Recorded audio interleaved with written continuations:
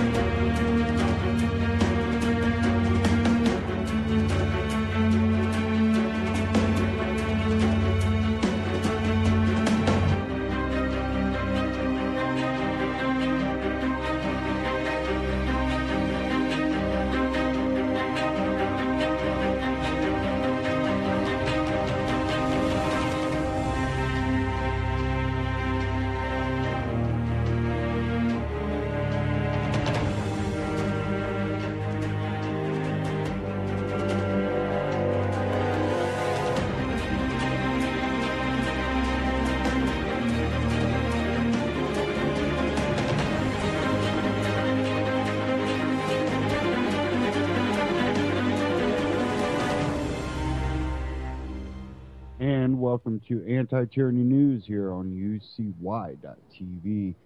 Thank you for joining me this evening. A lot of topics going to get into.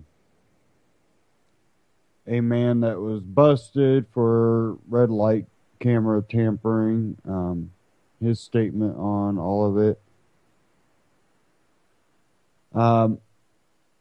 We're going to get into this shooting and why it's not sparking a debate over antidepressants. Maybe a link there.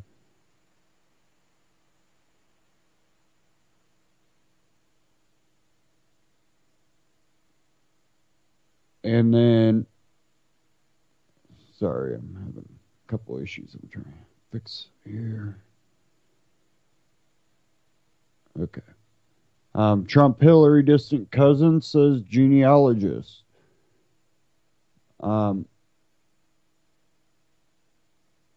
We have one from InfoWars about Financial Times calls for abolishing cash. But one thing I kind of want to start off with, I'm going to start off with the Ron Paul Liberty Report. This one's unprivileged belligerence, the U.S. war on journalists, and a lot of the independent alternative media has, come across this where you don't do what we want and you don't read our talking points, therefore we don't like you as a journalist, therefore you're not considered journalist to us. But they are continuously, actively trying to pass regulations or laws to limit access. Even though, eventually it gets out there, they're trying to slow leaks. And any way they can, they will. They go after whistleblowers, even though, we'll not go after whistleblowers. Of course, Obama lied about everything, or, said it in a way that, well, he's not a whistleblower, he's just traitor type mentality. Only whistleblowers I consider whistleblowers because they did it for the reasons I believe right. I want to get into this because alternative media understands it, but even a lot of the up-and-coming people, maybe in the more local media outlets and ones that might start going into a national platform that think that they're going to be able to expose things and not be censored on that national level, the the government and the mass media outlets, they're going to control what you put out if you're in that platform. And that's why they don't care if they get into events, but they try to keep out the independents and the people that don't go along with the game. So here we go. Ron Paul Liberty Report, Unprivileged Belligerents, the U.S. War on Journalists.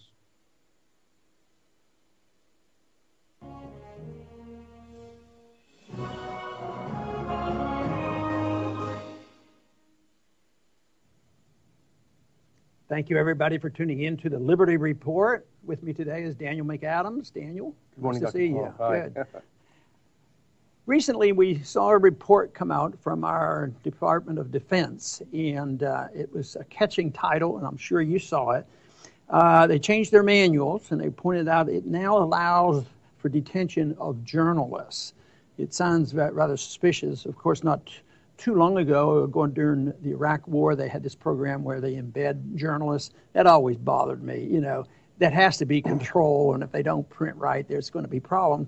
But evidently, there's going to be, you know, tightening up on what journalists write, and we certainly have had it from this administration because after many years laying dormant, our president renewed interest in the Espionage Act.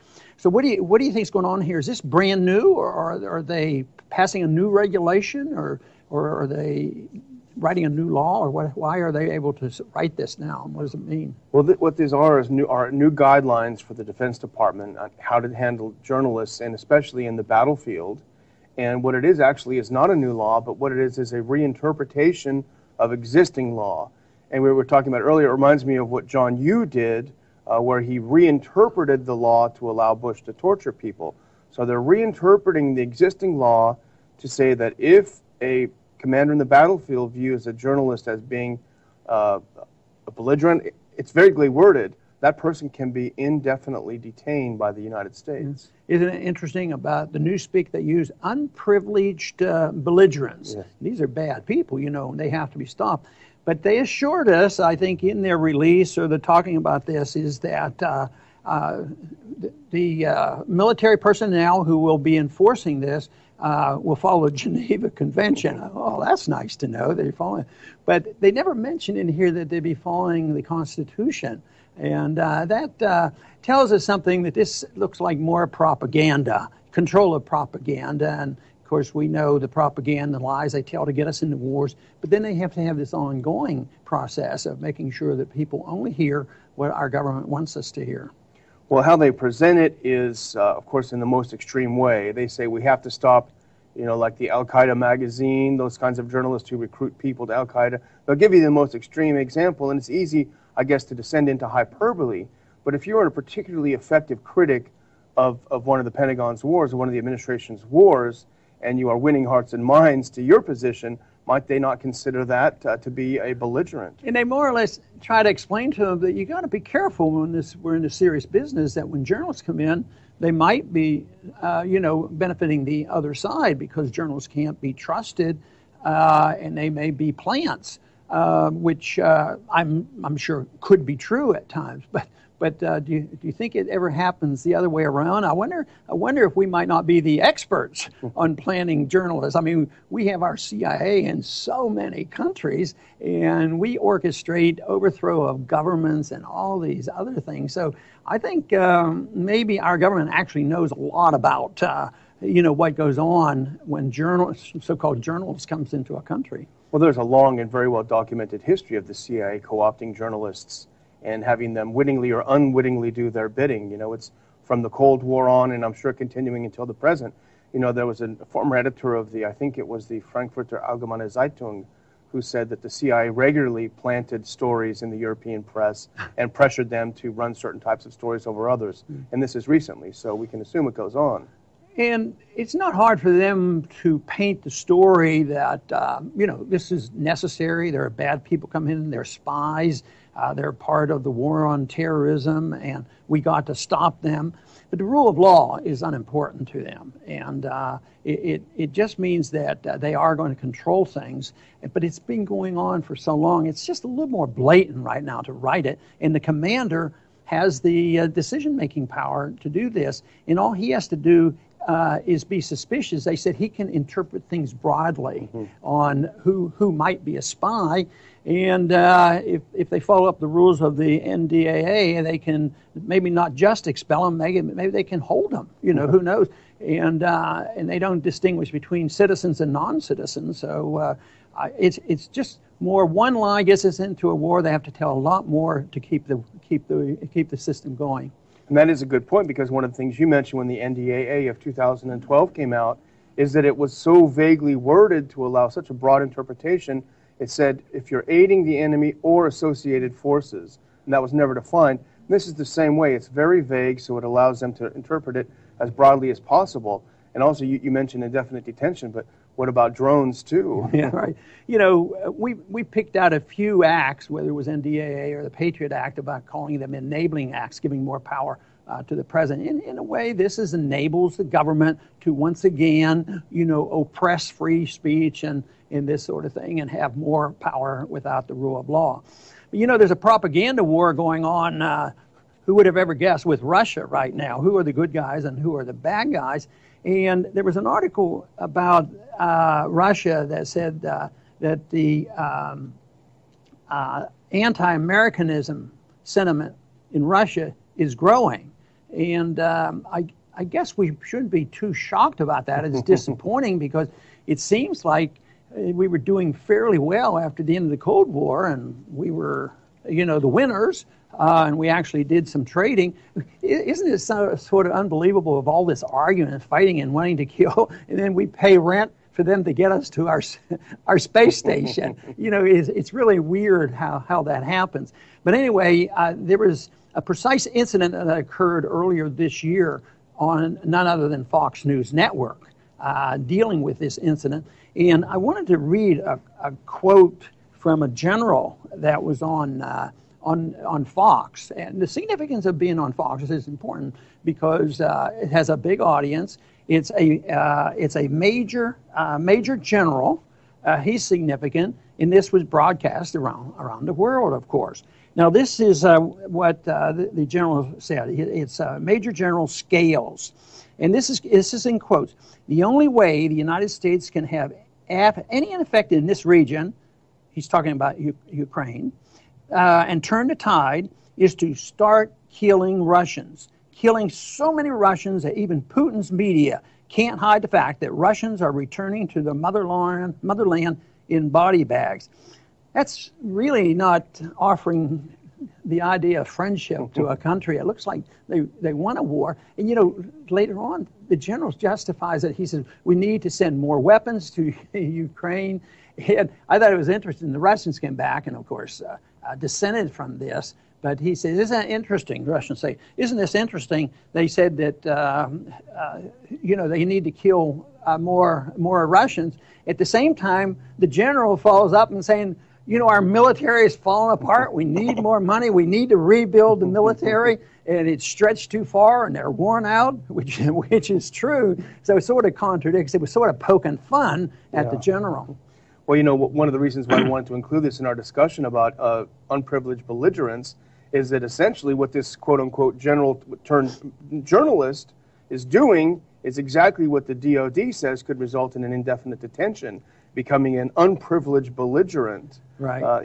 For Russia. But, I think what the general said is, in terms of propaganda, is only an extreme example of the status quo in the mainstream American media, where there really, we have the illusion of a free press, but in reality, on foreign policy, there really is no dissent allowed. It seems like there's two major groups in the United States who may have thought about Ukraine, or even they can address it. One is, it's all Russia's fault, and America didn't do anything. They had nothing to do with the overthrow of the government. And also, most people are still probably apathetic. I imagine there's a large percentage of our high school graduates, maybe college graduates, would have a hard time finding where Ukraine is and the Crimea. I don't think that would be done easily. But unfortunately, the message of non-intervention, of saying that just maybe we bear some responsibilities here. Maybe we do the same things. Maybe we even do it more. And when you see a quote like this, what do you think, or could you postulate on a Russian saying something like this? That what would we probably do? Can you imagine if a Russian general went on TV and said, we need to start killing so many Americans that they will get out of the Baltics and get out of Ukraine? Yeah, I think that would have stirred up a lot of emotions. You know, what's irritating, I'm sure you feel this irritation too, is when you criticize U.S. involvement in Ukraine, it's written off by your detractors as being pro-Russian. It's not being pro-Russian, it's being anti-U.S. intervention. There's a huge difference. It wouldn't matter where the country is. If the U.S. weren't there, hadn't fomented this coup, then we wouldn't be facing the problems we are. It's not to be pro-Russia at all. Well, you probably have memories of being on the receiving end of phone calls in the office when I was voting against the wars in the Middle East, especially the Iraq War. They would call, and you'd spend a lot of time on the phone, and I imagine at times you were able to convince them, but there were a lot of calls that I was un-American, didn't support the troops, but finally, I sort of won a moral victory on that when they found out that the troops were really still very much with me on being more cautious and not exposing them to a useless, unwinnable, undeclared war where we're still losing people from suicide, 20-some suicides a day from this. So it's a shame that you have victory that way. Why don't we have victories by people saying, how do we go to war? And how are we supposed to do it? Are we supposed to listen to these lies and perpetuate these lies and allow our generals to go on? So this general is a dangerous person to go out and try to be so bombastic, trying to stir up trouble. But what about a network? Don't they have some type of moral responsibility? Sure, we can't close them down. That's the last thing we would do. But where is their sense of responsibility? And I don't see too much there. You know, this whole thing as we started was about the U.S. war on what they consider to be propagandists. They call them belligerents, and they can be detained. But the U.S. war on propaganda doesn't include the U.S.'s own propaganda. And here's something I wouldn't mind reading quickly here. The U.S. State Department announced the renewal of its crusade against what it called Russian propaganda, heralding the increase in spending on the program, including $500,000 grant to train journalists to fight Moscow's lies in the Baltics. What that means is we go over there, we give a bunch of money to journalists to make sure that they report things the way that the U.S. government wants them reported. That's not free media. Yeah, and of course we're on the airways all the time. And that's not to say that Russia never does it, but they do it in their own defense as well. But our responsibility, and certainly when I was in office, I saw the responsibility as dealing with U.S. policy and trying to point out the inconsistencies of that. And unfortunately, in this day and age, we live with inconsistencies. We live with abuse of our laws. We go to war in an unconstitutional fashion. And then we punish the people who tell the truth. They lie us into war, and the governments are the ones that should be held responsible. But you get a whistleblower, and they end up in prison. What a tragedy! Because it is true. Truth is treason in an empire lies. So the wars have to be declared based on a lie, and they have to be perpetuated based on lie, and journalists have to be punished. Now, this isn't brand new. Lincoln did it. Woodrow Wilson did it. They did it in World War II. But it's different now. It's worse now than ever because we're in perpetual war. And they told us the global war on terrorism is going to last for a long, long time. So therefore, psychologically, they're conditioning us to say, oh, if that's the case, we have to be ready to give up our civil liberties, and that is necessary in order to be safe. We've already seen this expressed in the presidential campaigns when you see a Christie arguing the case that we need the NSA to spy on us because it makes us safe and secure. That's bad news for us. But we have to someday get back to a restricted, limited government and make sure that the government that we elect goes to war only under dire circumstances when war is declared. But this idea that now we have a Bush doctrine that say you don't even need a declaration, that you have to have preemptive war, and that you can go in to stop a war from coming. It's very, very dangerous, and unfortunately, too many Americans are apathetic. So if you want prosperity in this country, you get rid of the wars, because the wars drain us. The cost of the war that has been a total failure in Iraq and Afghanistan, $5 trillion, and it keeps going. And yet here we are looking for a war with a major general arguing the case that we should start killing Russians. We need to wake up and decide that what we want is liberty, we want peace, and we want to bring our troops home. The sooner the better. Thank you. Ron Paul Liberty Report on YouTube. Now, the one thing with this whole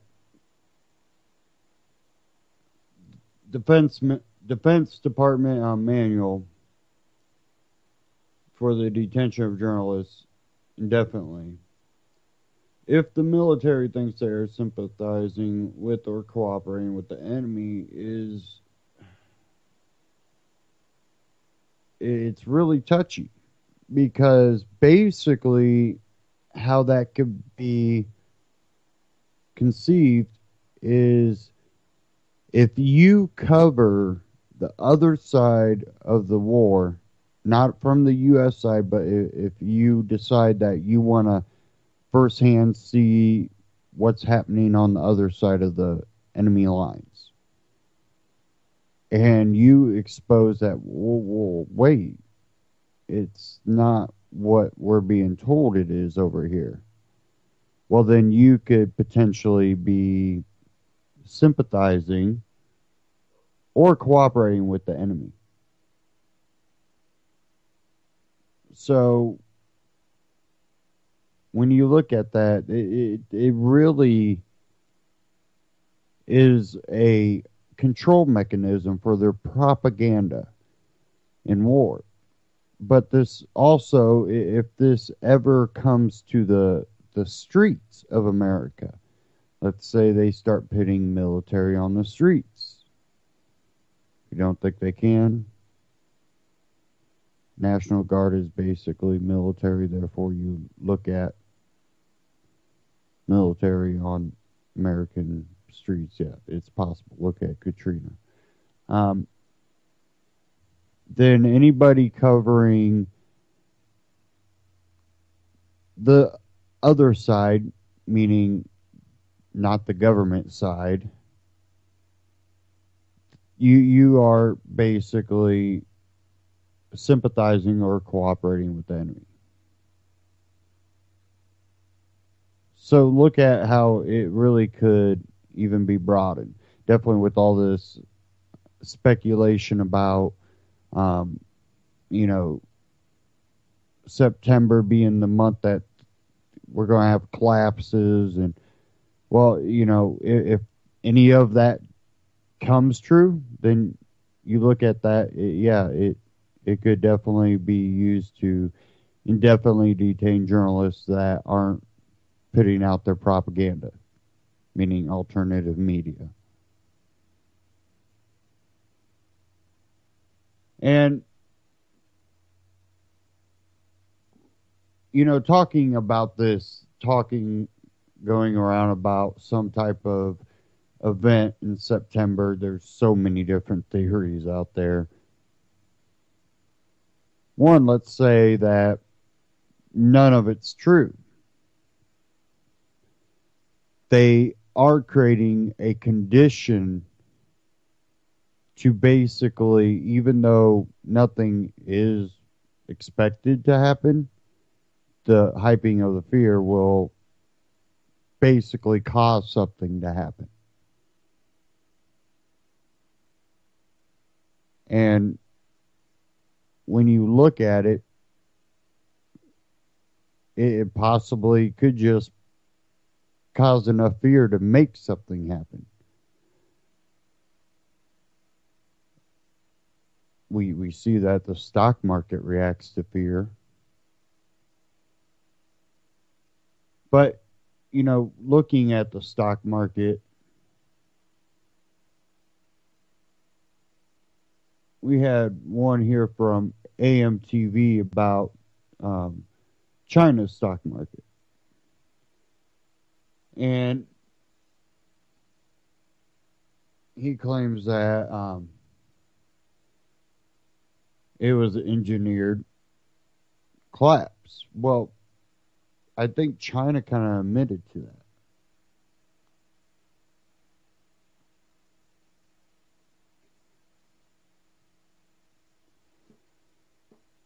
But give me one quick second here.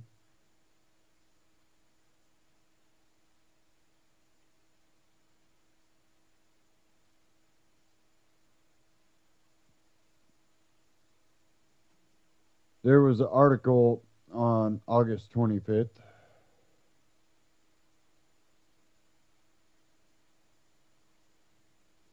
from truthandmedia.com's GOP candidates blame China, Obama for stock market plunge. And I believe I covered it. I can't remember now.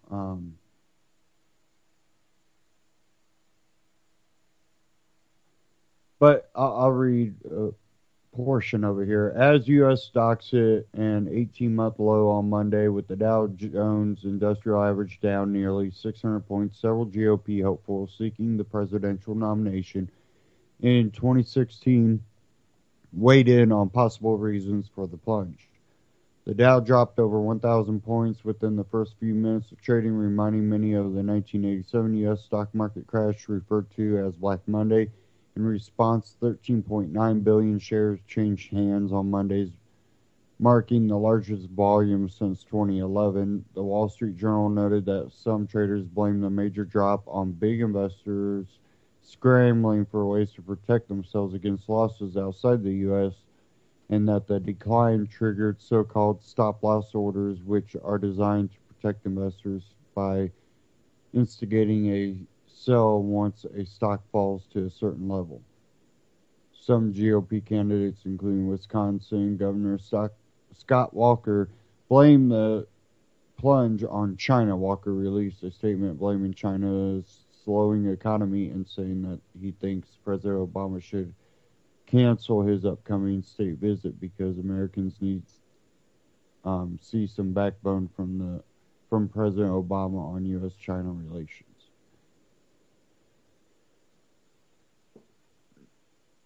Now, I've covered this pretty, deeply, and a lot of it lays on our shoulders. And if anybody has been following this broadcast, you will kind of understand that the game is being played here. And a lot of it has to do with our petrodollar and it being the world reserve. China, Russia, they're all playing games. And they're basically trying to set up a system that won't be as volatile as the dollar. The way that is possible is our economy's reliance on China.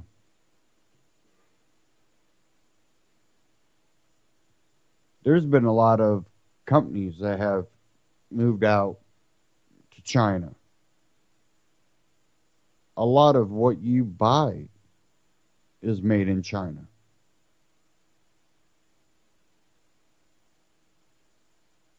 Our reliance on their manufacturing will mean that we will be tied to it.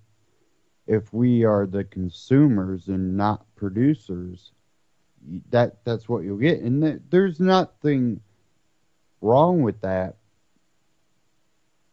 if it's done in a volunteer way. The problem is we have the Federal Reserve And then China's got their own central banking that are fighting. And since we rely on their currency, that's where it affects us. Be one thing if we're exchanging, labor for goods, and people will be like, that's why we need a world currency.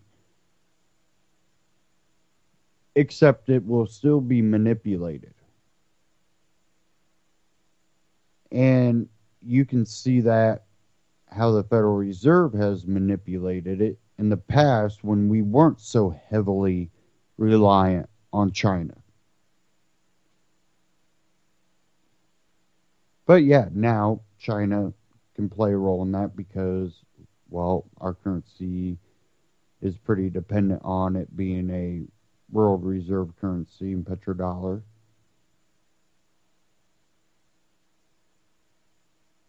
And basically, the American people not having control over a private bank does, and what they do with all this money that they print and how much do they print up that we don't know about that they loan out to other countries or other banks in other countries. I'm going to get into this clip here from AMTV, Christopher Green, and this is why the China stock market crash was engineered.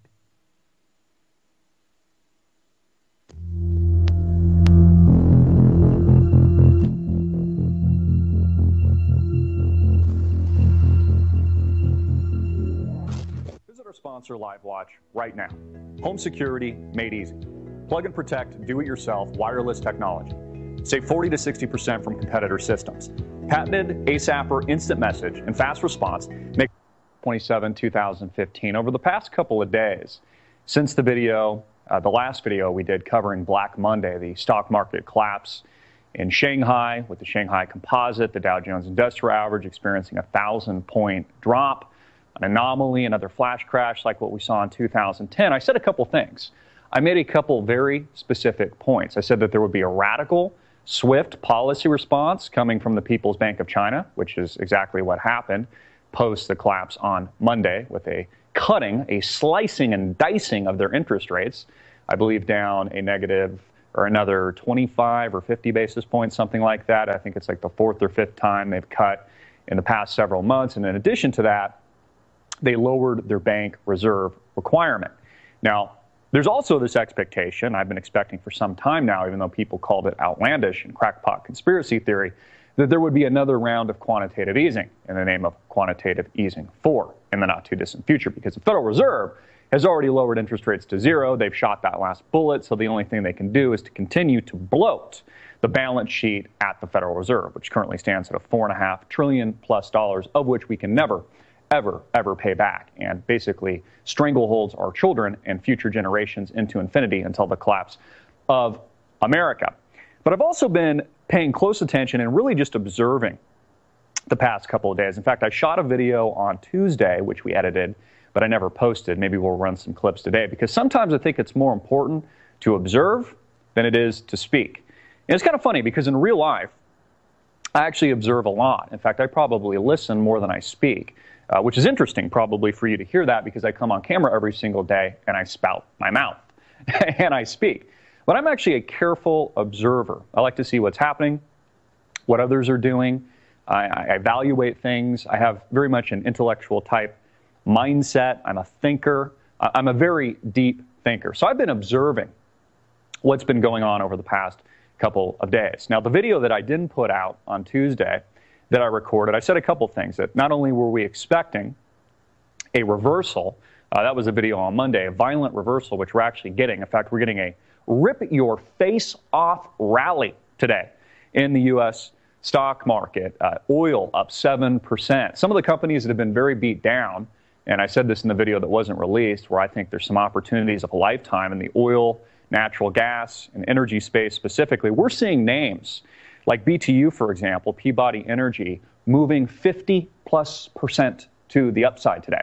Now, Peabody is really interesting. It's a coal company, one of the largest in the world, where many people have thought is soon to declare bankruptcy. In fact, they're restructuring their debt right now and some of their bond holdings, et cetera. There's been bankruptcies in coal.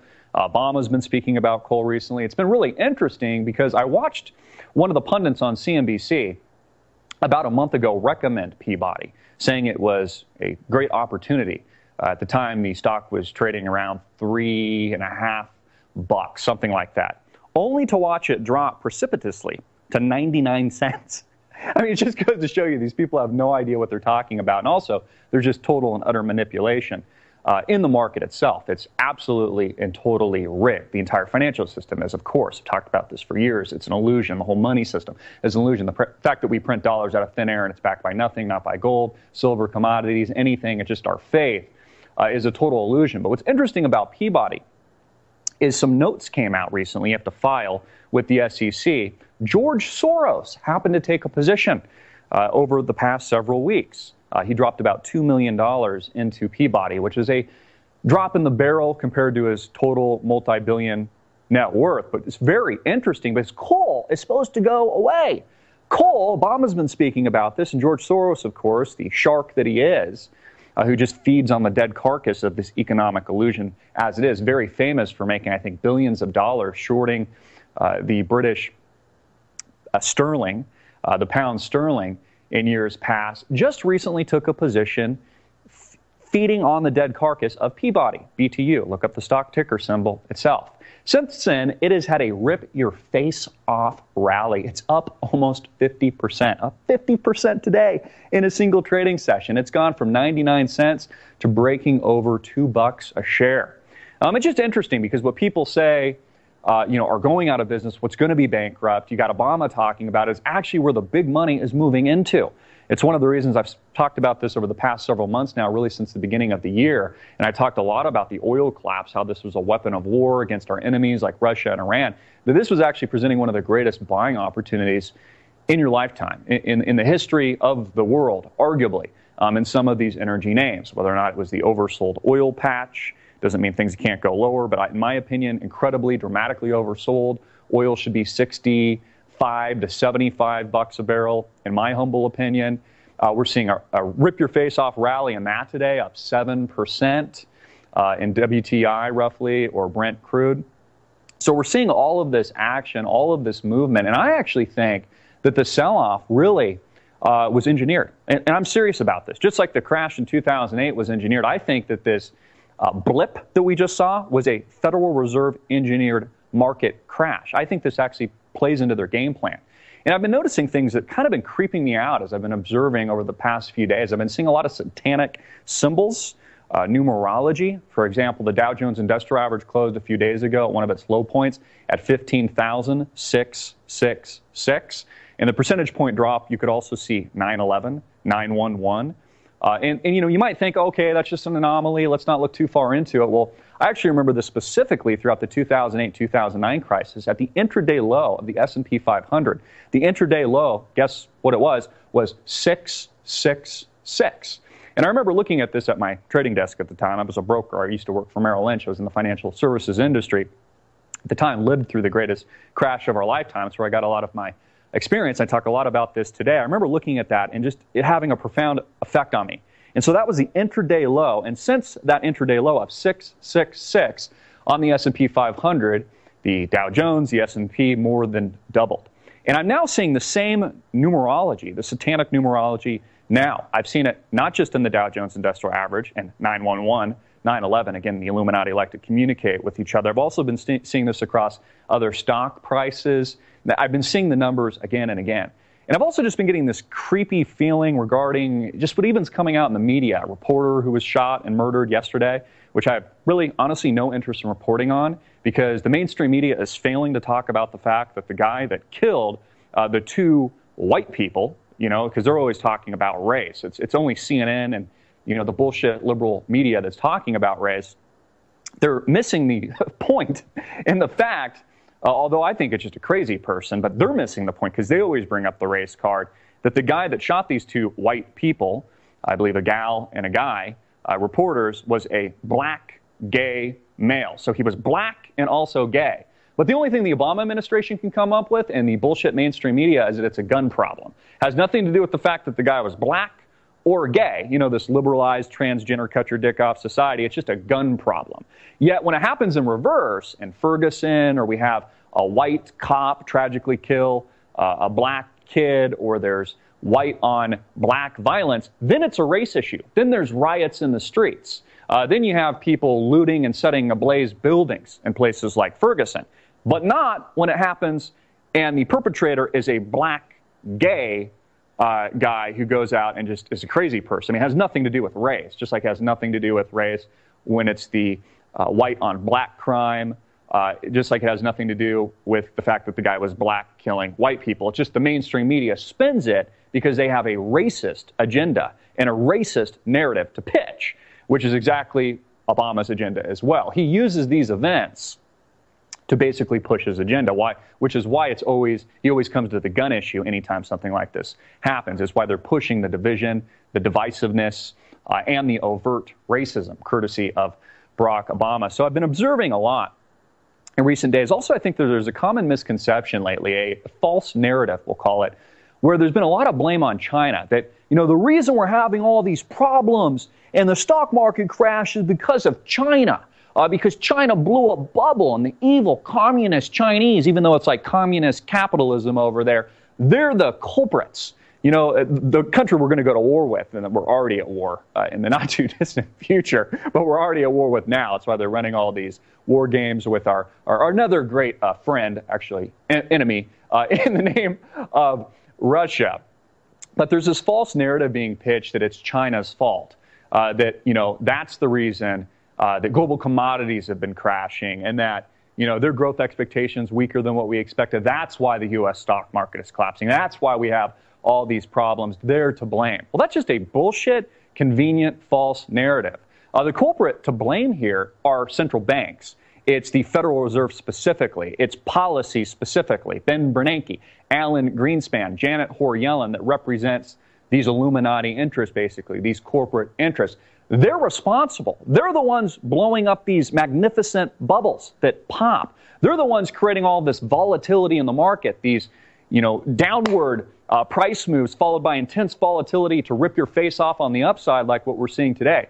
They're the ones bloating the balance sheet of debt at the Federal Reserve and the U.S. national debt hitting 18+ trillion, soon to be 20+ trillion. They're responsible. They're the culprit. It's this economic illusion that war profiteers like George Soros are using to profit from that are the problem.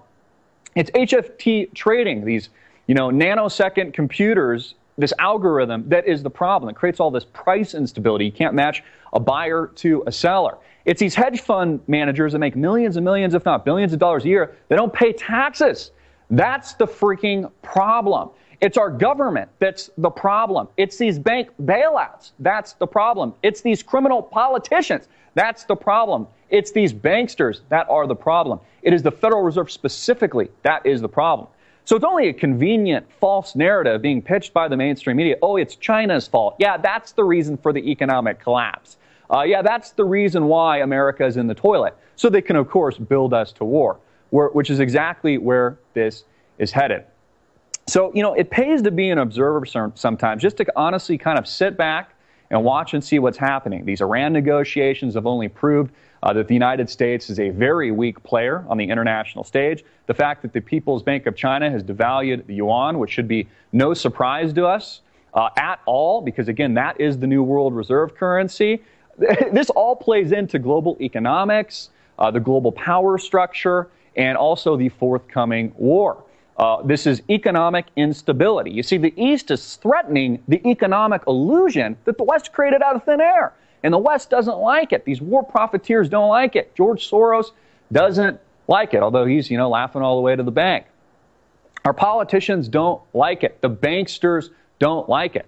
So, let's have a clear focus here on who's the real culprit. Who are the real criminals?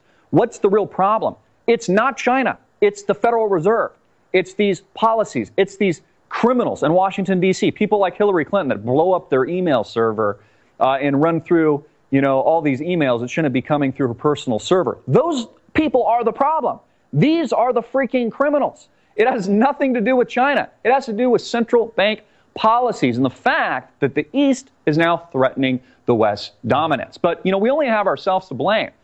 It's our fault. Not your fault, but it's our fault. Central bank's fault, the government's fault when they engineer these collapses, just like they engineered the largest wealth transfer in the history of man in the world in 2008 and 2009. They profit from this shit, just like they profited on Black Monday and just like they're profiting now with a rip your face off rally. Again, the whole thing's a friggin' illusion. There are no fundamentals to this. Take it from a guy who studied finance for over 10 years, was in the financial services industry, who used to study balance sheets and cash flow statements. There are no fundamentals in the U.S. stock market. There are no fundamentals when it comes to banking. It's total and utter bullshit, a total and utter freaking lie. Again, it's a money illusion because it's backed by nothing.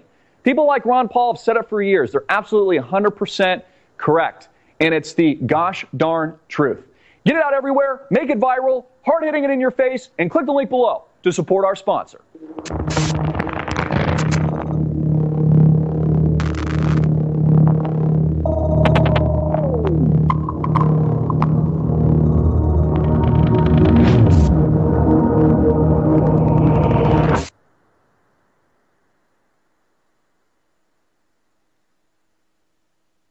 AMTV, Christopher Green on YouTube, AMTV. Now,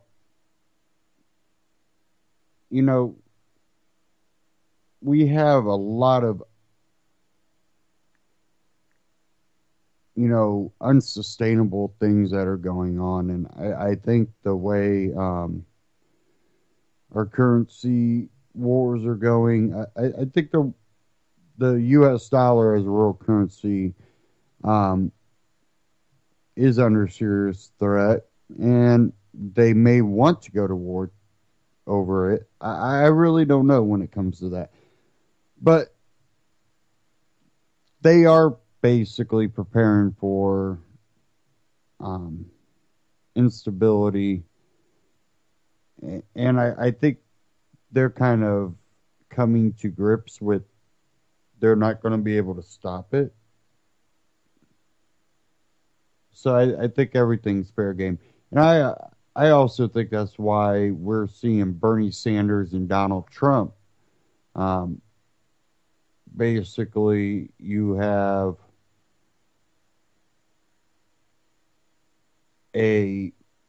I think Donald Trump is more of a nationalist fascist.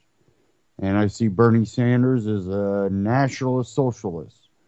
And we're kind of seeing two extremes of both sides. And they're popular.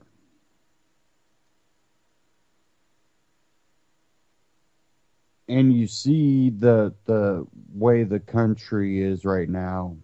And it basically has created the perfect conditions to see these two extremes. And I think that's kind of been a plan. You get the country in such a bad position that you can further your plans along, because we know that the country has become more authoritarian, more, tyrannical.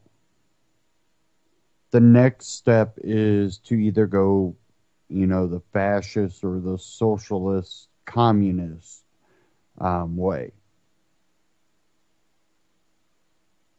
Because we have created the conditions that are perfect for that.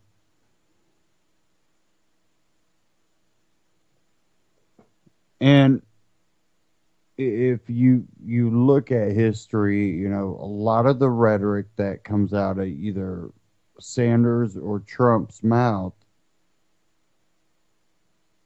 is pretty close to a lot of rhetoric that came out of some of the socialists and communists and fascists in their big rise. So, where this country is headed, I'm definitely worried. But when it has become this blatant, I think that we're already in a tailspin downwards.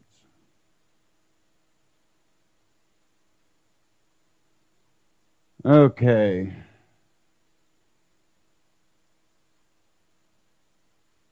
Now, I want to cover this last article here that I had before we move on. Financial Times calls for abolishing cash, eliminating physical currency necessary to give central banks more power. Paul Joseph Watson, the Financial Times has published an anonymous article which calls for the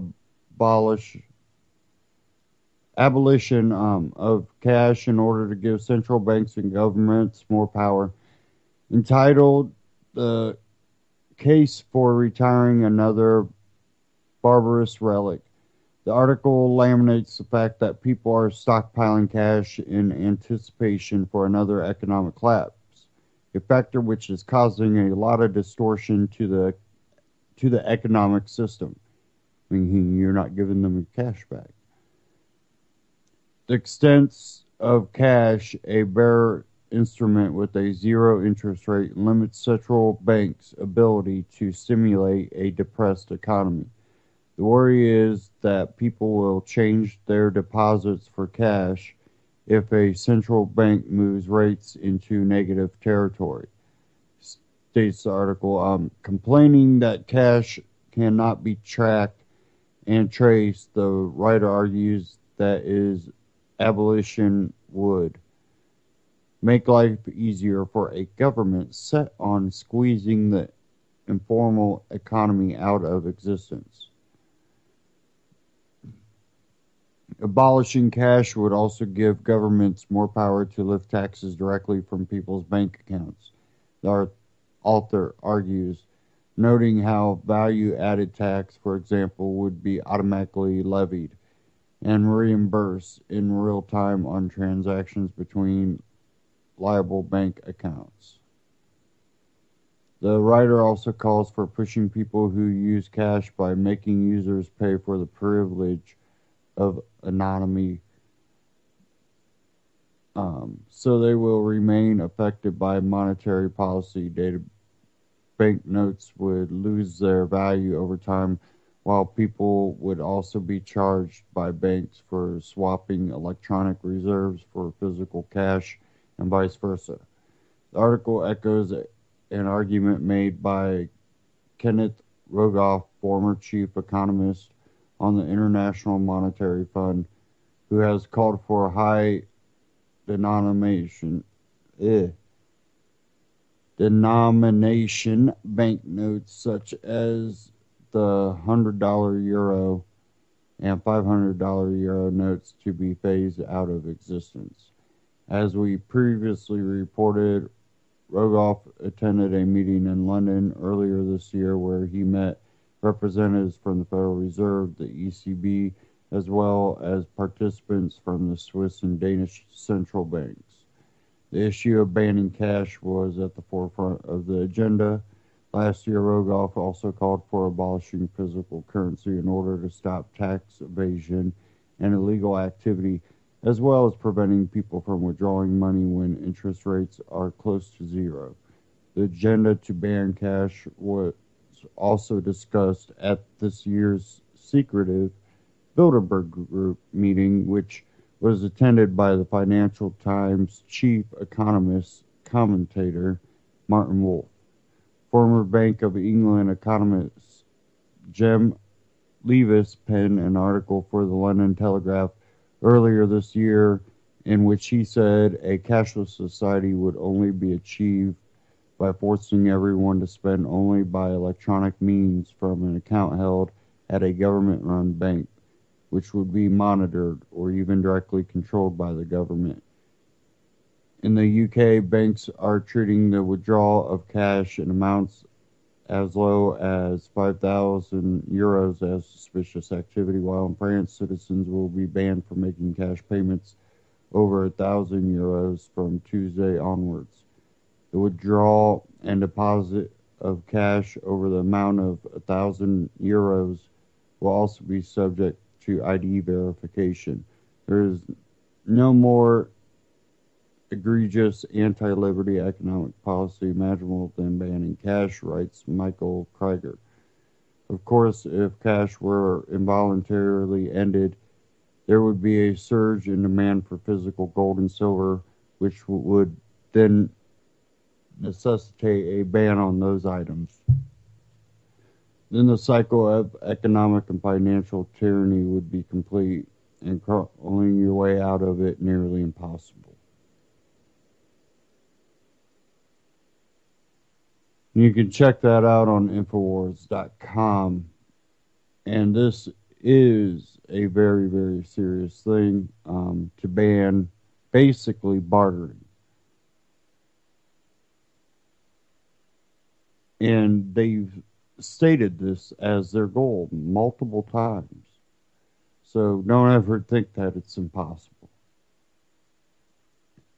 Okay, now I'm going to move along. I want to get into the shooting a little bit because Ben Swan put out a short reality check. And it is titled, can we say it? Reality check. Why aren't shootings sparking debate over antidepressants? And what we've seen in almost all mass shootings, SSRIs or antidepressants of some sort. So here we go. Gotta cue this up here.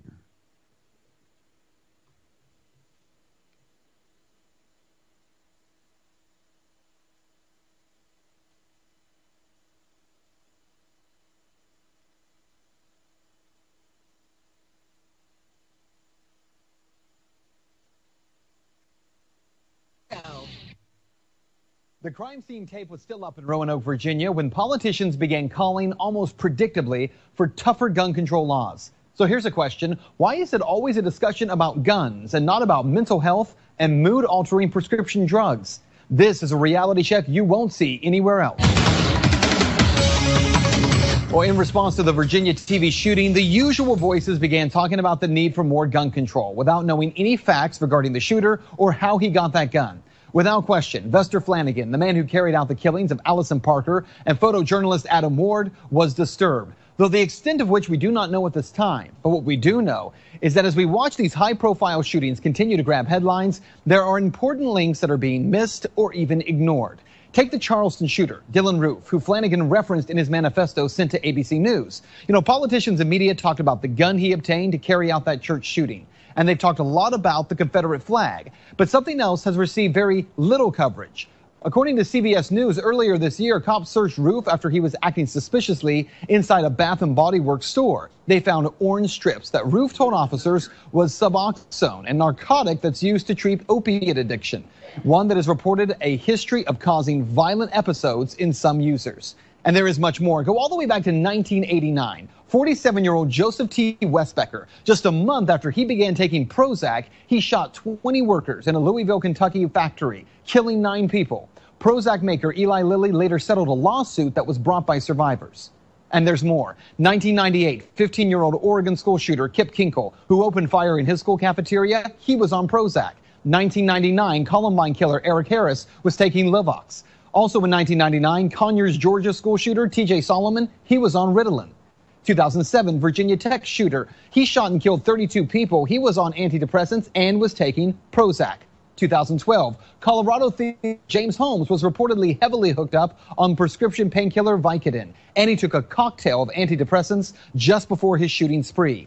Also that year, Connecticut school shooter Adam Lanza, his uncle said the boy was prescribed Fanapt. It's a controversial antipsychotic medicine. And that is only just a few. Look, folks, there have been no less than 26 cases of mass shootings in the United States where the shooter has been taking antidepressant drugs. And to be clear, we're not saying that Prozac and Vicodin are to blame, but you have to consider this. Some of the most alarming side effects of Prozac include suicidal thoughts, self-mutilation, and manic behavior. Vicodin can trigger confusion, fear, and mood changes. For Xanax, it's hostility, hallucinations, and thoughts of hurting yourself.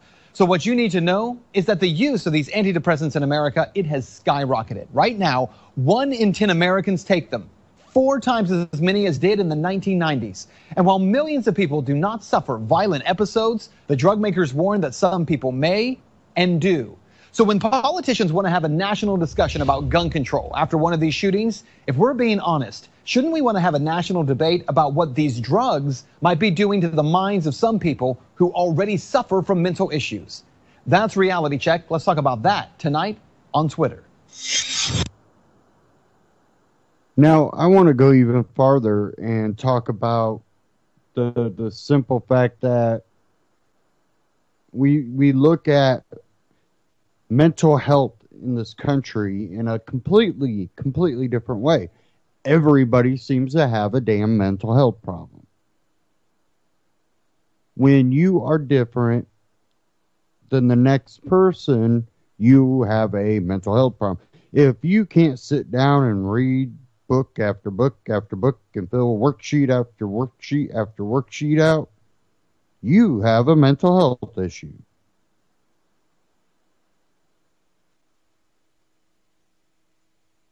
If you have energy, you have a mental health issue.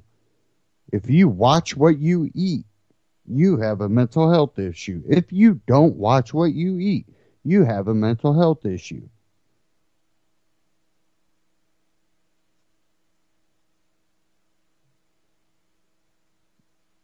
I want to bring one up here.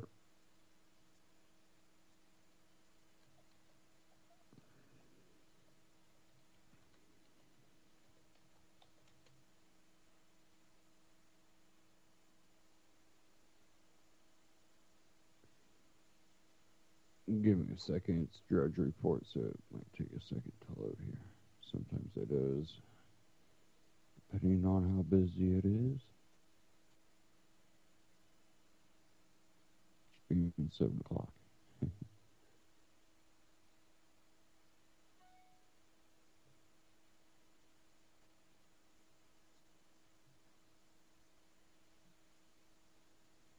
Huh. I don't want to load. Let me try again here.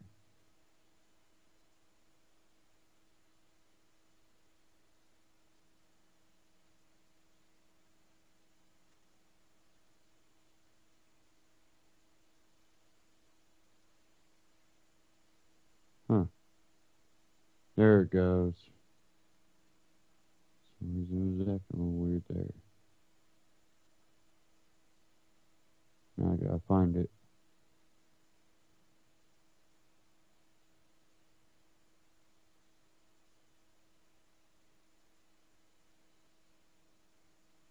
Huh. Sorry. I'm having some issues here.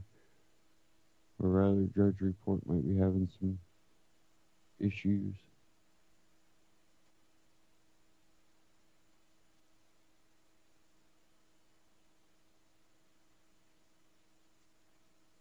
There we go.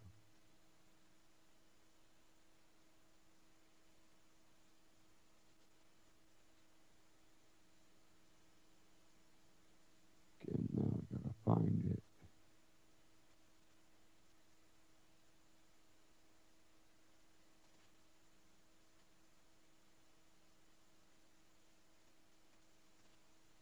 Might already disappeared.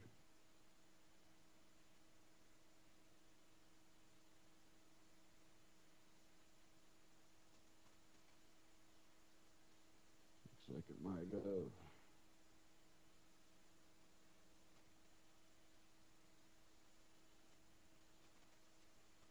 It was a good article. Now I can't find it.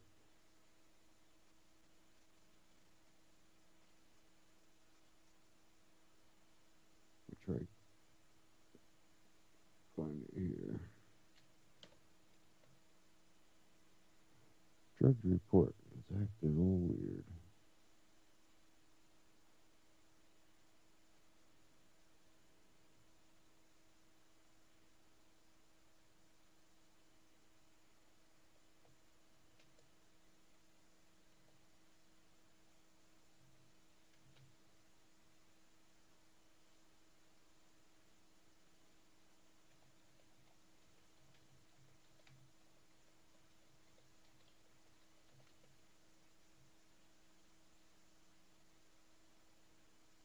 Okay, I found it here in Washington Post. And this article here was put out yesterday. Many scientific studies can't be replicated. That's a problem. It says here, Maverick, and the post has been updated. Maverick researchers have long argued that much of what gets published in elite scientific journals is fundamentally squishy. That the results tell a great story but can't be reproduced when the experiments are run a second time. Now, a volunteer army of fact checkers has published a new report that affirms that skepticism was warranted. Over the course of 4 years, 270 researchers attempted to reproduce the results of 100 experiments that had been published in 3 prestigious psychology journals. It was awfully hard.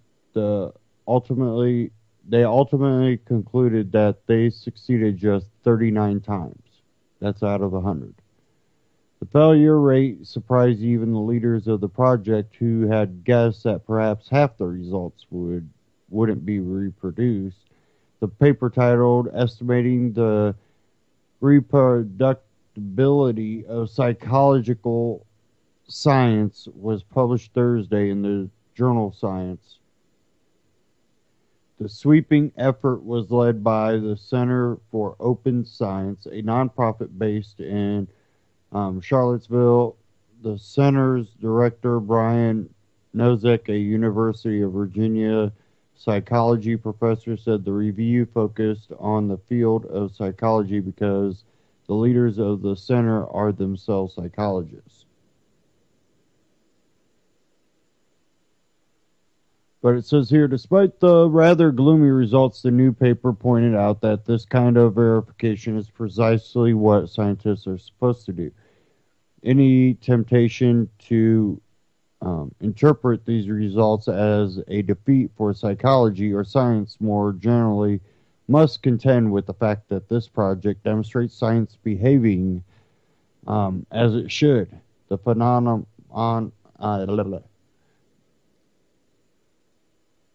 irreproducible results has been a nagging issue for the science world in recent years.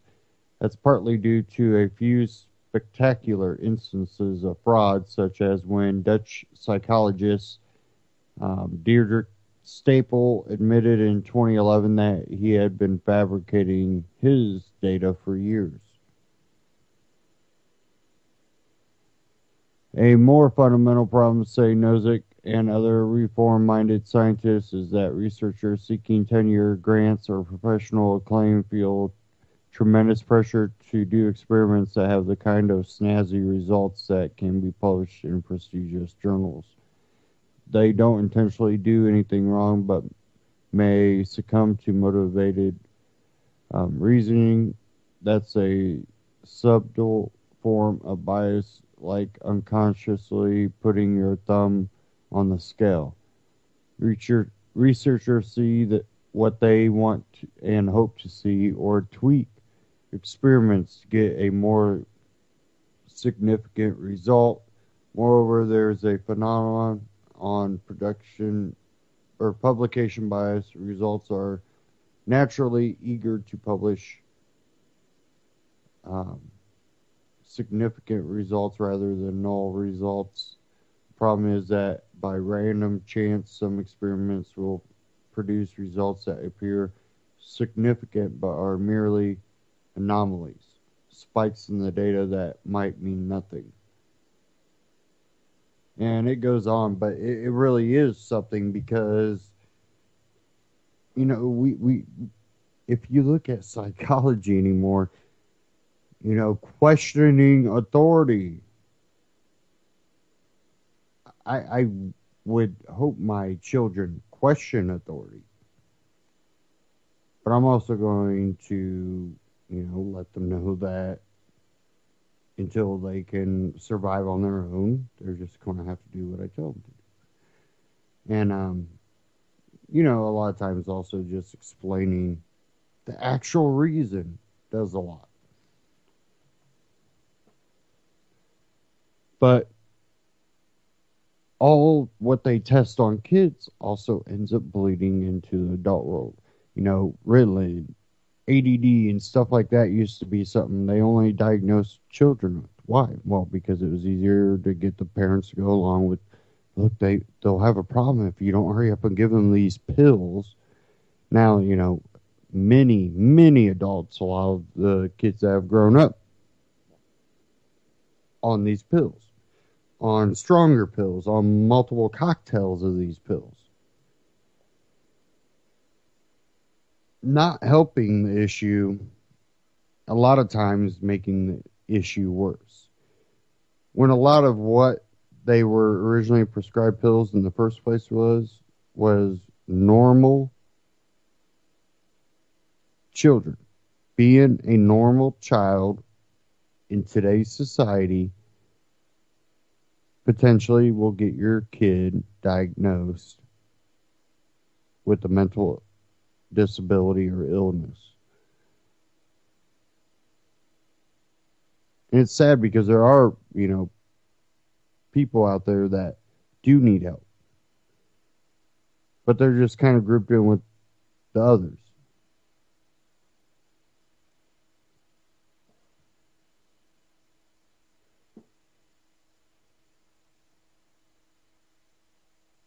Okay.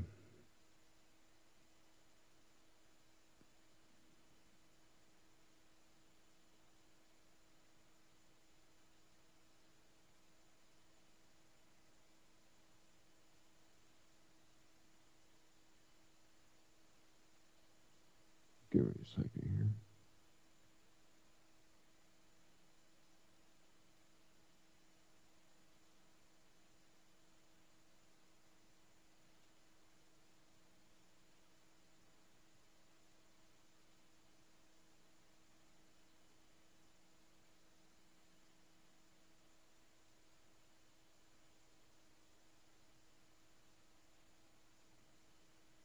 Sorry, I'm having an issue here again. Of course.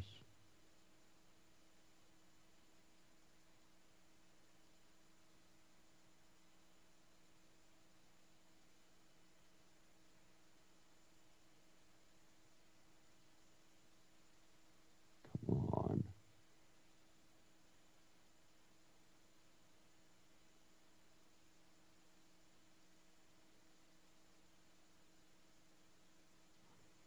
Cool.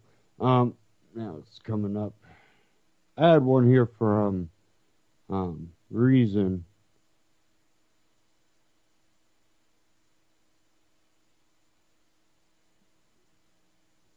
Why does it keep doing this? Sorry.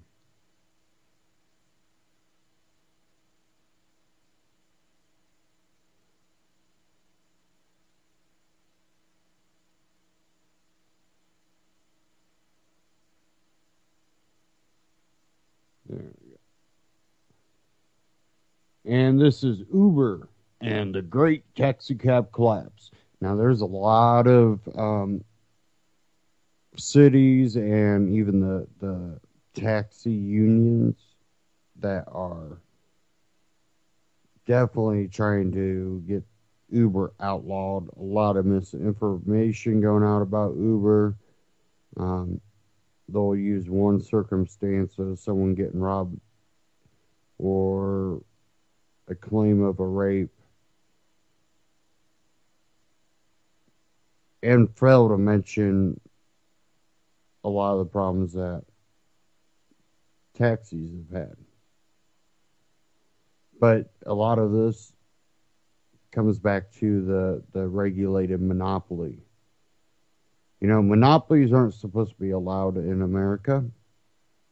So what they do, they put a word in front of it and call it regulated monopoly and expect you to believe it, which many people do. Think about it. Do you have free choice with a lot of, cable? Well, you can get satellite dish. There's a couple of them. Cable or the internet. No, cable. Cable. The cable line that's ran to a house. Do you have more than one company you can get that cable line ran to? No, you get one. People are like, well, there'd be too many cables.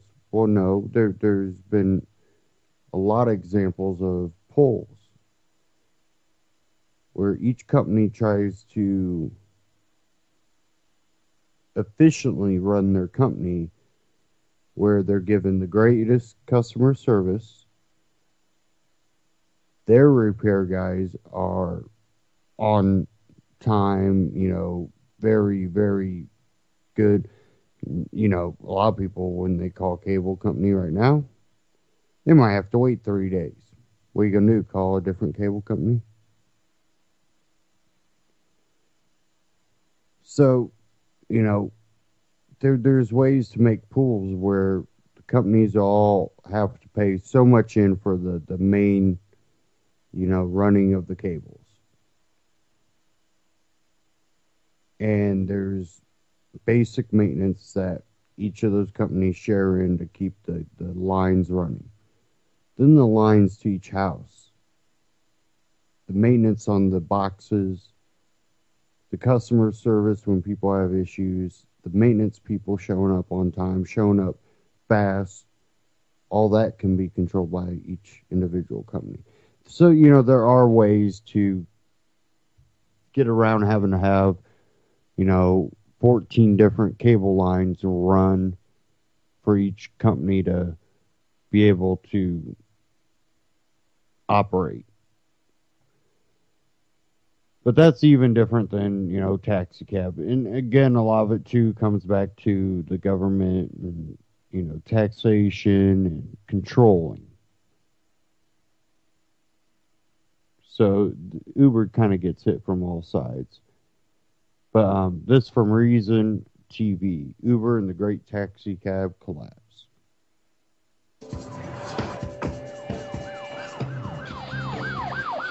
Since Uber invaded our business, it messed up my life. It is not a real bailout because we're not asking for a penny. We want Big Papa paying attention to us.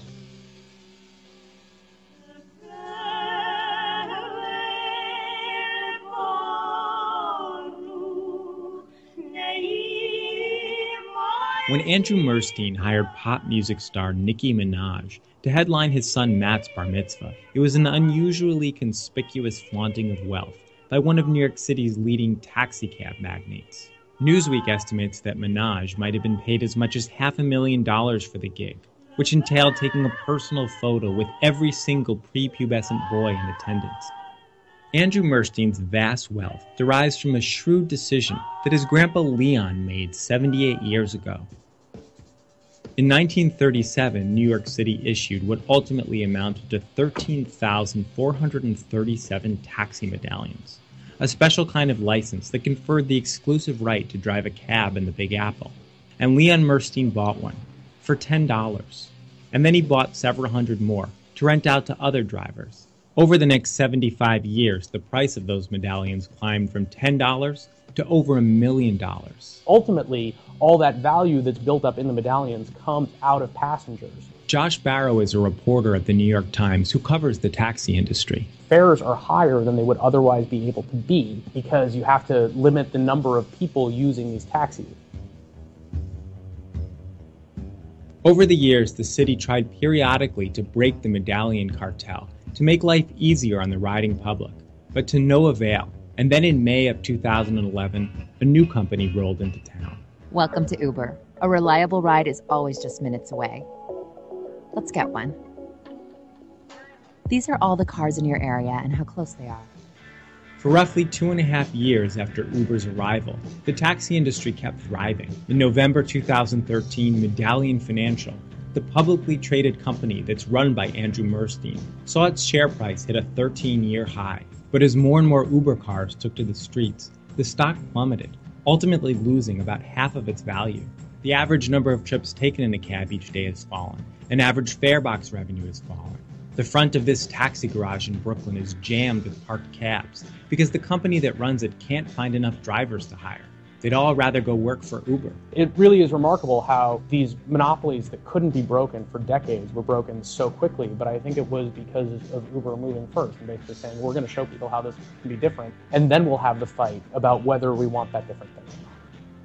The Mursteins diversified out of the medallion market long ago, so they'll end up rich no matter what happens. But Gene Friedman, the city's largest single medallion holder, with an estimated 900 to his name, is in deep trouble. He's been sued by the Attorney General for ripping off drivers, flagged as a tax delinquent, and a handful of the taxi garages he owns have filed for bankruptcy protection. In April, Friedman arranged a private meeting with bankers, medallion owners, and elected officials to build support for a city bailout. It's a scream by a child for attention. What you're doing is a scream. That's correct. For a child. That's right. This kind of industry is a child? No, is that the message? We are absolutely, we're all children of the city. We're all children of the city and the city council and of City Hall. His idea is that the government should step in and offer a loan guarantee so taxpayers would take the hit if medallion prices were to keep tumbling. It is not a real bailout because we're not asking for anything, for a penny here.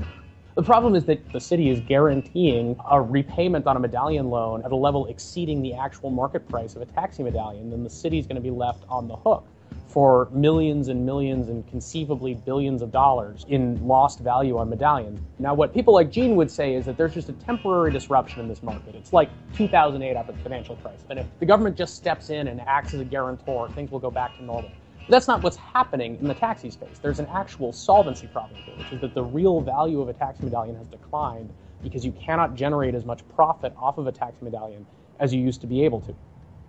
I used to work hard to get my dream come true in this country. Sweet land of liberty, yes.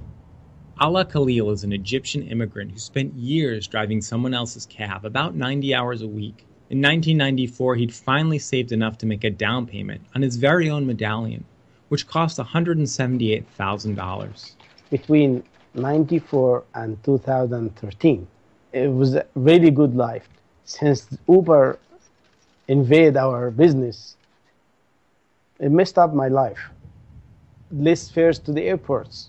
We took all the airports, and we used to see a lot of people in the street. And now people are waiting in front of their houses with the iPhones looking for the Uber to come. And they never hail us anymore. I'm in financial crisis now. I stopped paying all of my credit cards. What if we lose this house? What about my kids? Where are they going to live? It's really hard. Selling his medallion is no longer an option because there's no liquidity in the market.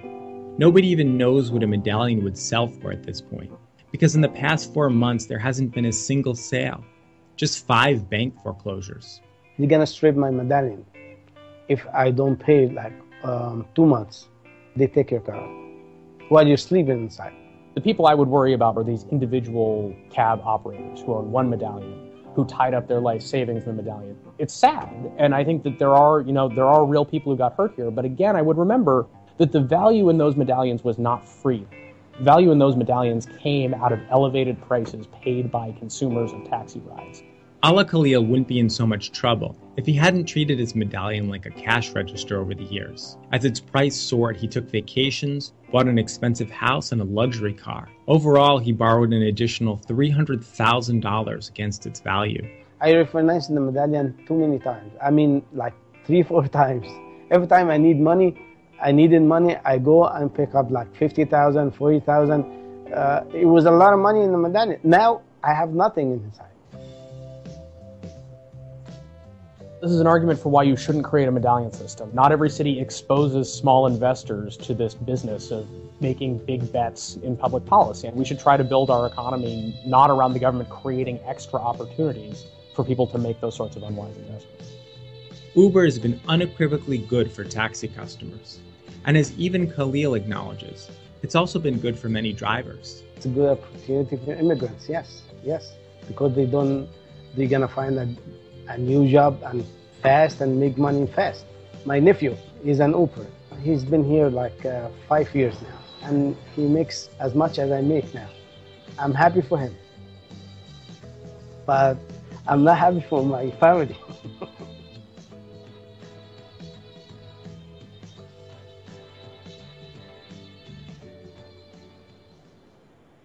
Reason TV on YouTube, Uber and the Great Taxi Cab collapse. And now, this shows this whole monopoly system being built where these few people could go out and buy these medallions and then rent them because, well, they keep inflating the price. So you get the ultra rich. Okay, some of them aren't ultra rich, but that you get pretty wealthy people that come in and go, "Yep, I'll give 100,000 for those." Well, now they're worth 100,000. So they got 20 of them, 100,000 piece. That's kind of put the market at 100,000 for a medallion. You get the people that can save up and buy one or take a loan out and buy one. Well, this gentleman also took out like 3 additional loans against that medallion, and he dug himself into a hole instead of trying to make sure that he's debt free. And then you also have this instance of people freeing themselves from a system and something being created that allows others to go, listen, we're not going to play this game that you're playing. We're not going to give up our lives to you just to operate. We need to see more of that. If we want to see production and stuff like that operate again here in America, the way that will sustain America, we produce and consume, and also give more of the public PR, human resource, customer service, the services, basically. We can provide services, we can provide production, we can provide the ability to consume. But we have to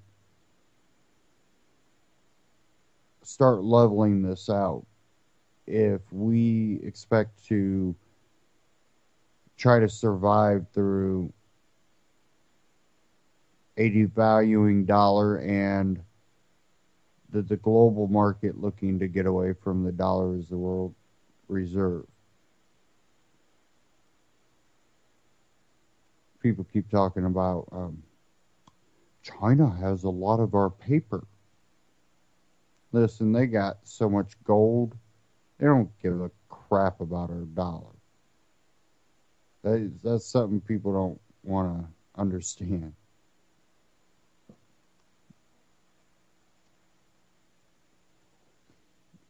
But we have things like Uber that are giving people the ability to look and go somewhere else to provide what they need and prosper off of their own work.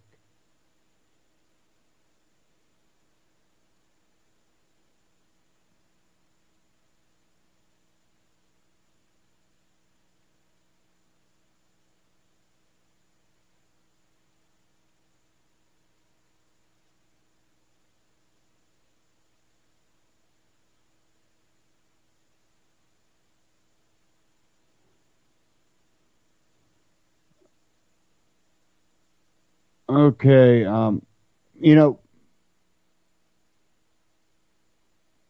we keep circling back with when we look at things trying to prosper off of your own living, and we have a lot of people that you have 401ks or you invest in stock. You want to retire. not just prosper now, but you want to reach a point in your life where you can finally just enjoy life, experience things, not have to worry about where your next dollar is. You want to be able to save up. You want to be able to have that retirement plan, and you invest in the stock market and a lot of 401ks, depending on, how the market does and what protections are put in place, or you look at it and it reminds you, that nothing's really changing because you can still lose it all.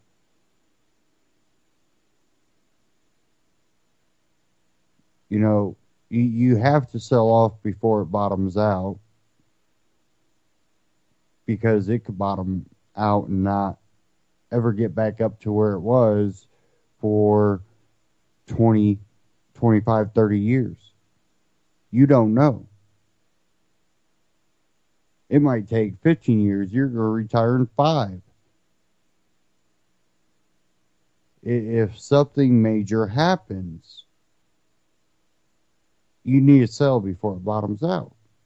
And that's why there's usually a lot of people do have protections in place. If it reaches a certain level, it's automatically sell. Well, in the same instance, you sell off early so you don't lose a crap load of money. Well, then you don't buy when it bottoms out because you don't know when it's going to stop bottoming out. Time it starts rising, it'll usually jump up real fast before you get a chance to do anything, because you're waiting for it to drop back off, which it does that too. There's some people that start buying and then bam, it dropped right straight back off.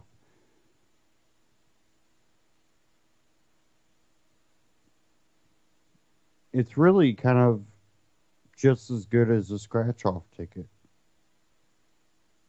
In a lot of instances, it can be the same as, hey, I bought a scratch-off one time, kept going back in, getting another one, walked out of there with my money back, $60.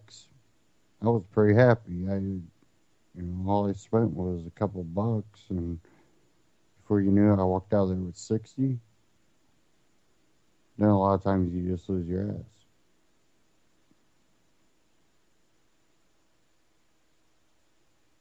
And a lot of people are like, we have to prevent these crashes. Well, if you don't know where the crashes come from, how do you understand why there's a crash? The crashes aren't what you need to stop. It's these bubbles that are created that you need to stop banking on. Of course, you usually have investor people that do all that, 401k people. I have one here from Mises Media. Dr. Joe Salerno. Crashes are the cure, not the problem. The problem is the bubbles. The cure for the bubbles is the crash. And that is always left out of the mainstream media. That's never talked about. Okay, let me go ahead and get into this clip here since we are about half hour left in this broadcast.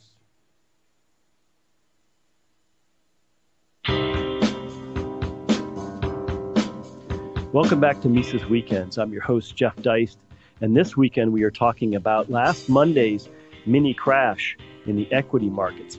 Bloomberg is reporting that the world's 400 richest people, aka the Forbes 400, lost about $124 billion in wealth, at least on paper, on Monday alone.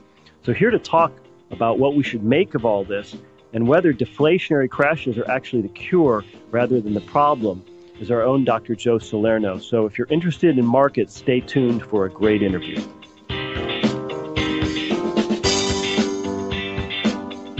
Dr. Joe Salerno, welcome back to Mises Weekends. How are you? Thank you. I'm fine. I'm happy to be here. To begin, Joe, I'd like your thoughts on last Monday's stock market crash. I see Bloomberg is reporting that the Forbes 400 wealthiest $1 billion, at least in equity value, on Monday alone. Should we view this as a loss in real wealth, or was this all just a paper loss?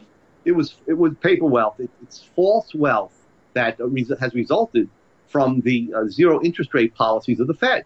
When you push interest rates down that low, what happens is that future incomes are capitalized at a much higher value. So households look at their balance sheets and they see their 401ks going up, and they see the value of their homes going up, and so on. And that gives them a false sense of security and depresses savings rates, as we saw in the early part of the 2000s. Same thing is happening today. Of course, the losses feel very real to the average investor. They endure a lot of psychic pain, and at least on paper, they now have less money than they had before last Monday. Absolutely. Not only do they think they had more than they do, but they also acted on that premise, and they didn't save enough, or they reduced their saving rates, which means that they're making themselves poor in the future. Again, thinking that they had all of this wealth already stored up.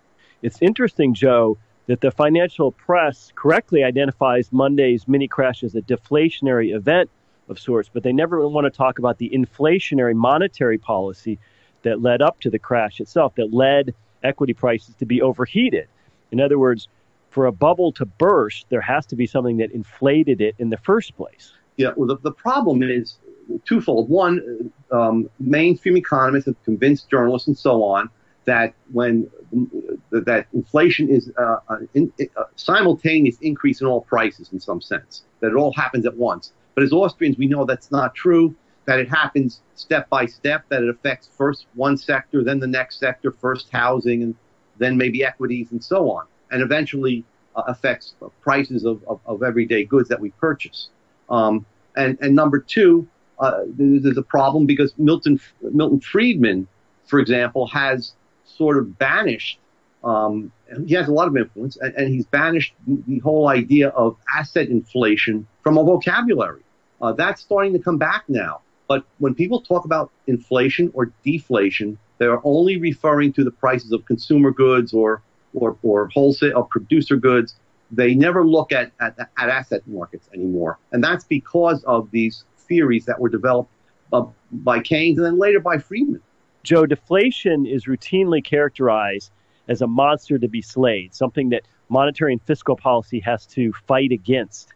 But if deflation is defined as falling prices as a result of greater productivity, isn't it benevolent? I mean, why is it so hard for people to understand deflation as a benevolent phenomenon? Because they've been convinced that prosperity means rising prices, and that the way the Fed operates during periods of growing real output, we've also had increasing prices because the Fed increases the money supply at the same time. So people have look on that phenomenon as sort of all part of the same thing. That is, prosperity means increases in my nominal income, the price of what I sell going up. And so they don't understand that prosperity can also be distributed throughout the economy by falling prices and your income, your nominal income, your salary, and so on, staying the same, but being able to purchase more real goods and services. That's the natural way that an economy grows, where you have a gold standard or some other market commodity as money. So, Joe, since the great crash of 2008, the monetary base, basically the Fed's balance sheet, has more than quadrupled. In the same period, the Dow has roughly tripled. So doesn't this suggest that there's potentially a much greater than 10% downside out there for equity markets? Yeah. One reason why they should be worried is because eventually there's going to be banks, as let's assume that they buy a speculative story in the sense that they believe the economy really is improving and you begin to get more lending and so on. What's going to happen is that the money supply, not the base money, but the money supply, money deposits and currency in the hands of everyday people is going to increase, and we're going to have a burst of inflation in consumer goods prices.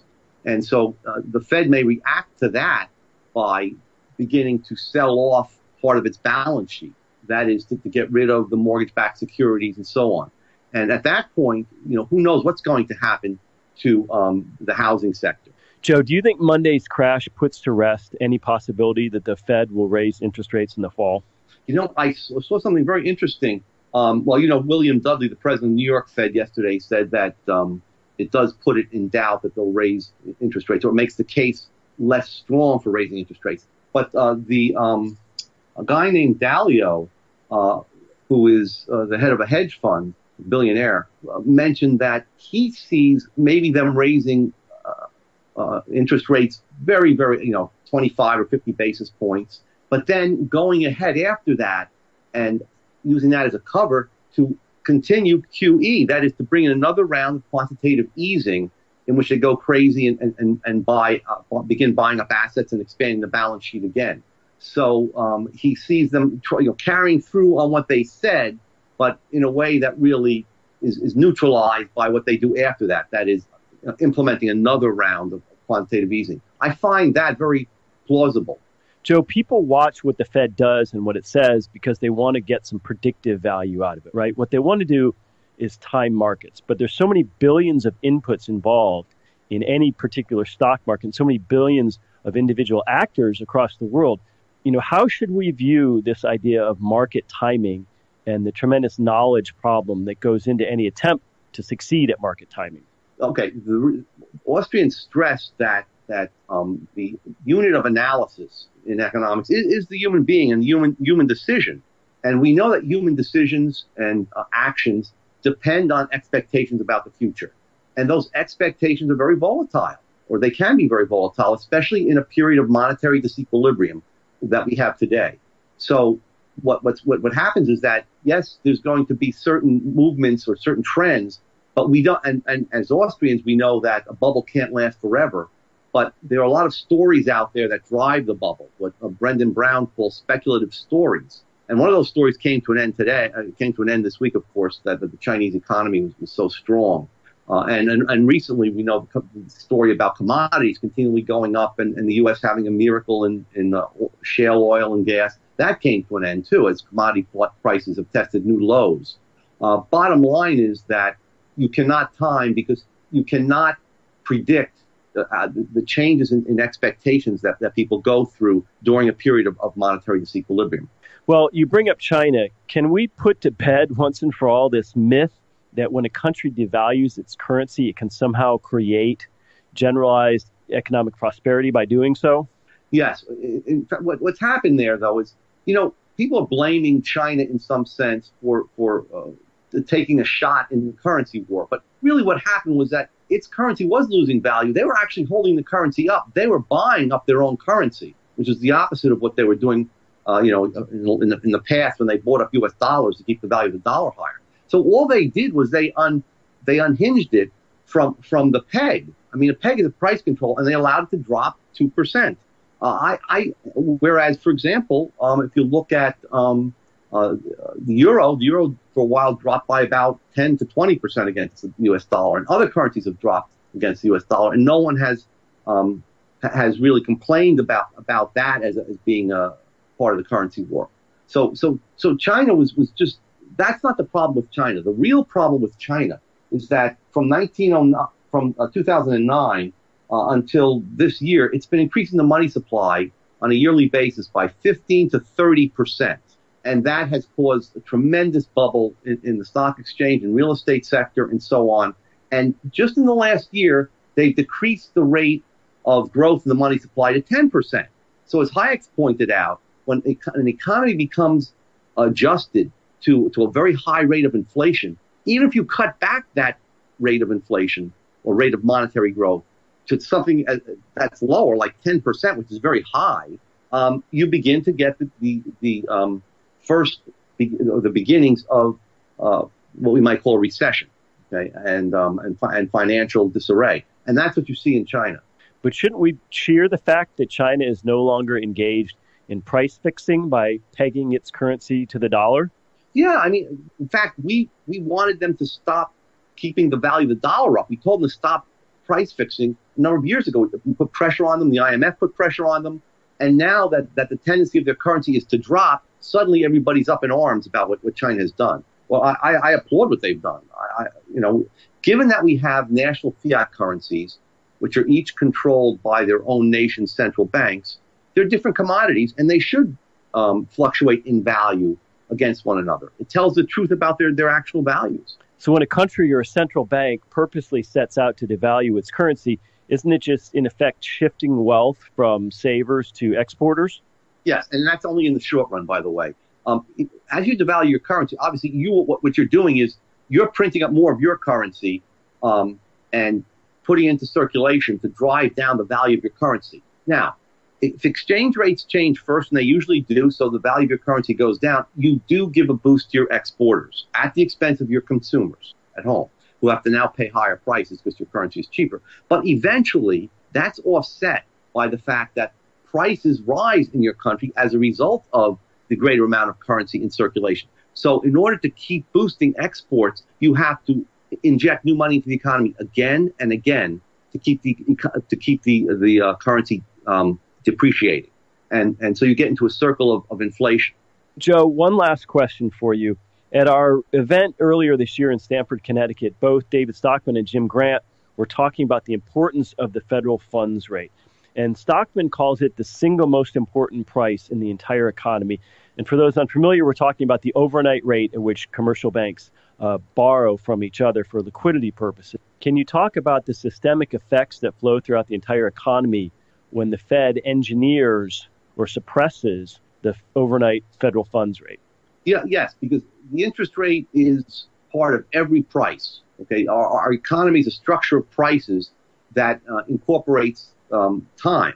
There are time in all prices. If you have any sort of capital good or a piece of land, the value of that land depends on how you value money over time. So when you distort the interest rate, you change the whole what we might call intertemporal structure of prices. So the interest rate really is a proxy for this structure of prices, which is then distorted.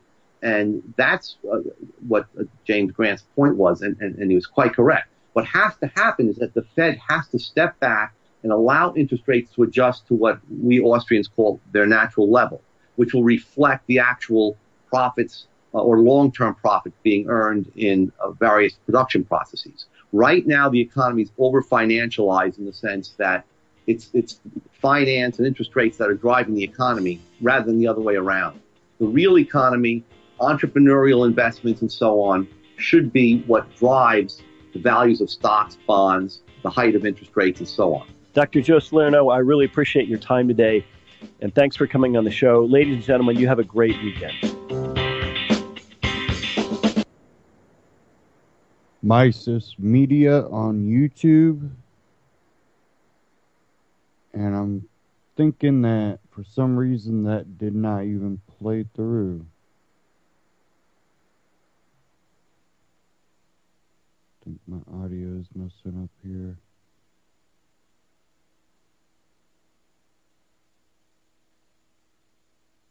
Hoping it went through.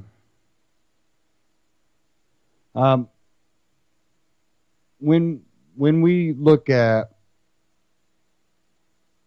what's going on with our currency, it seems to be a cat and mouse game, doesn't it? It really does. When you look at how you have to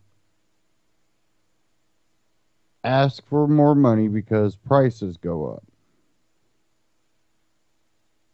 And then when you ask for more money, then prices have to go up. And then because prices went up, then you have to ask for more money.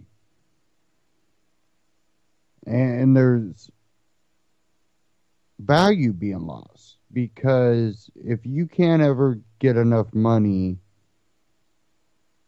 to pay for what you need, and you continually play this cat and mouse game, well, evidently, why is this price so high that it's always just out of reach for me to afford? And you might not see it so blatantly, But what you do is you look at history.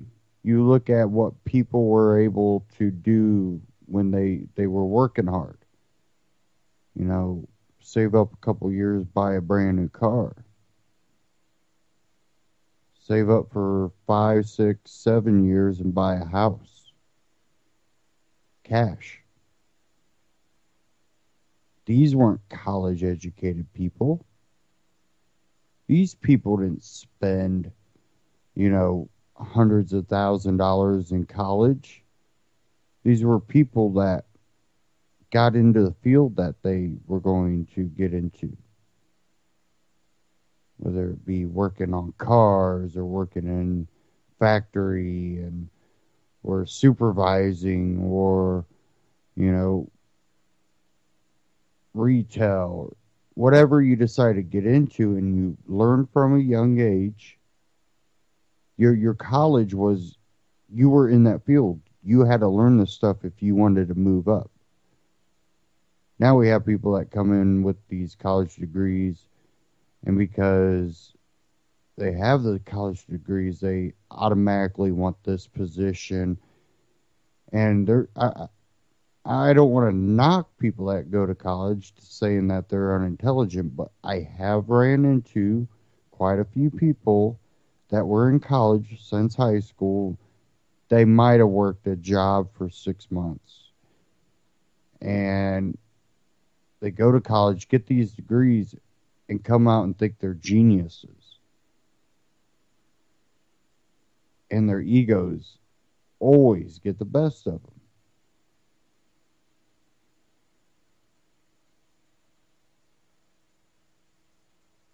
And basically it's like, okay, now you have the understanding of the theory. Now let's learn how it actually applies in practice. And one thing, sometimes you seem to learn in the field growing up doing it is you're learning the practice and the theory at the same time. And you have to pay attention. You can't get that C grade. You can't get that, B minus. You're trying to do the best job as possible because you're actually doing that job. There's no retaking a test or do better next time. Well, yeah, you want to do better next time, but you better not screw up this time. And there's always mistakes. There's always this stuff going on, but I think that we do need college for a lot of things. I think there are benefits from it. But I think that we need to start getting the youth involved in these fields a lot younger if they want to try it out. High school time is a great time to try to, I want to be a nurse. Well, we can get you a job at the hospital. You have to go through all these safety measures. And we'll just have you kind of doing things that you're not going to get messed up or hurt someone else in, and they seen blood for the first time and they couldn't take it. Well, they're not going to probably work out in that field. There's ways we can do it, and there are schools that do it with automotive or CNC. But I think we need even broader ones. I know some schools have picked up EMS and fire. But we need like arts classes to actually get into what art as a profession. The opportunities out there in that, and kids to actually get apprenticeships. I think we're lacking in a lot of areas. And it's more institutionalized propaganda programming, brainwashing, sit down, shut up, obey, and test taking for, if I get these kids to take better tests, we'll get more money. And it's completely 180 from looking at actual educational, productive things for children to become young adults and, better their lives and others around them. Shoot, if a child wants to learn how to be a, off the gridder, there's places that actually teach, old school building techniques, things like that. There's jobs that you can do to get the money. Of course, we have property taxes, meaning it's not really your property. You have to pay rent for it.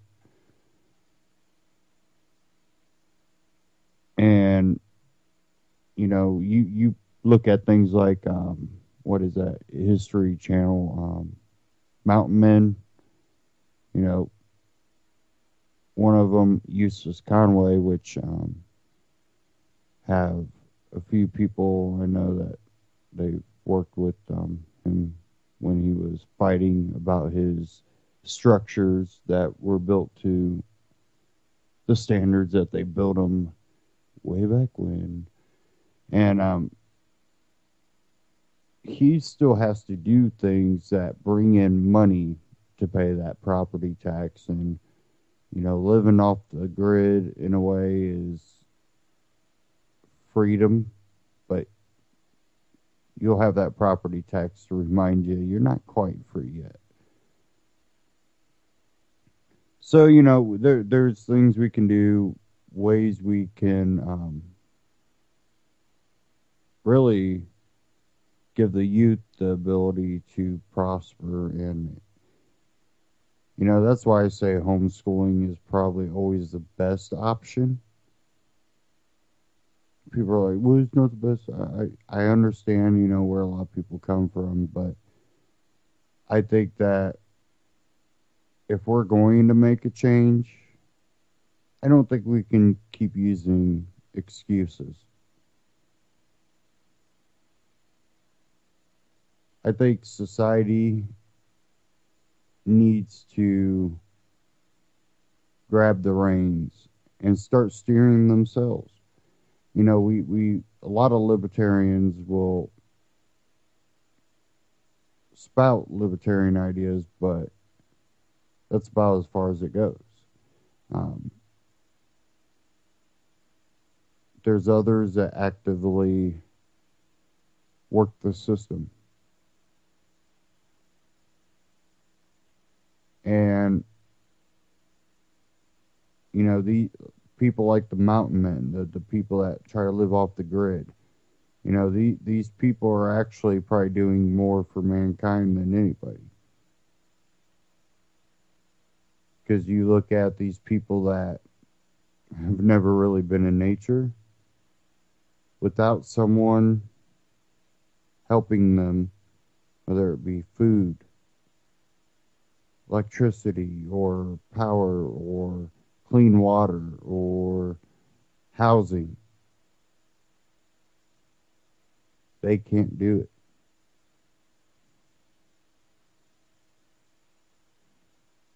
We used to be a society that we in the end could provide our house, our transportation, our food,